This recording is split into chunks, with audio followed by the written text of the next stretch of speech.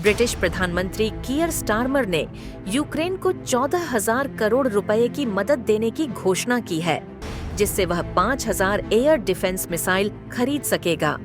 उन्होंने कहा कि ये मिसाइल ब्रिटेन के बेलफास्ट में निर्मित की जाएंगी, जिससे देश के रक्षा उद्योग में नौकरियों के अवसर बढ़ेंगे। इससे पहले स्टारमर ने यूक्रेन को 24,000 करोड़ रुपए का लोन देने की बात कही थी। उन्होंने यह बयान यूरोपीय देशों की डिफेंस समिट के बाद दिया, जिसमें 15 देशों के प्रमुख, तुर्की के विदेश मंत्री, नेटो के महासचिव, यूरोपीय संघ और यूरोपीय काउंसिल के अध्यक्ष शामिल हुए। स्टारमर ने कहा कि उनकी सरकार का मुख्य उद्देश्य ब्रिटिश नागरिकों की सुरक्षा सुनिश्चित करना और उनके हितों की रक्षा करना है, खास तौर पर मौजूदा संकट के समय में।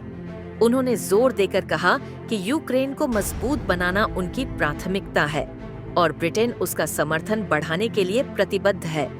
समिट में शामिल नेताओं ने यूक्रेन को सैन्य सहायता जारी रखने और रूस पर आर्थिक प्रतिबंध बढ़ाने पर सहमति जताई।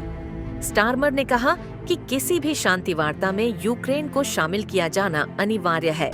स्टारमर ने कहा कि किसी भी शांति समझौते में रूस को भी शामिल करना होगा, लेकिन अतीत में कई समझौतों का उल्लंघन करने के कारण रूस की विश्वसनीयता संदेह के घेरे में है। इसलिए यह सुनिश्चित करना आवश्यक है कि यूक्रेन को दी गई सुरक्षा गारंटी प्रभावित न हो और भविष्य में किसी संघर्ष से बचाव के लिए पुख्ता उपाय किए जाएं। ब्रिटिश पीएम ने यह भी बताया कि ब्रिटेन, फ्रांस और यूक्रेन मिलकर रूस यूक्रेन युद्ध को समाप्त करने की योजना पर काम कर रहे हैं, जिसे जल्द ही अमेरिका के सामने रखा जाएगा। उन्होंने कहा कि यह योजना तभी प्रभावी होगी जब अमेरिका अपनी सुरक्षा गारंटी पर कायम रहेगा। ब्रिटेन ने यूक्रेन को 24,000 करोड़ रुपए का लोन देने के लिए एक समझौते पर हस्ताक्षर किए हैं। यह लोन G7 देशों की extra ordinary revenue acceleration (ERA) पहल के तहत दिया गया है, जिसे यूक्रेन अपने सैन्य जरूरतों को पूरा करने में इस्तेमाल करेगा।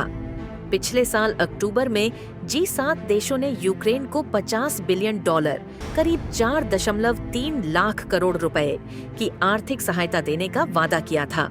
यूक्रेन को समर्थन देने के मुद्दे पर यूरोपीय संघ EU के भीतर भी मतभेद उभर रहे हैं। स्लोवाकिया के प्रधानमंत्री रॉबर्ट फीको ने कहा कि वे यूक्रेन को आर्थिक या सैन्य सहायता नहीं देंगे, क्योंकि उनका मानना है कि यूक्रेन सैन्य ताकत के बल पर रूस को बातचीत के लिए मजबूर नहीं कर सकता।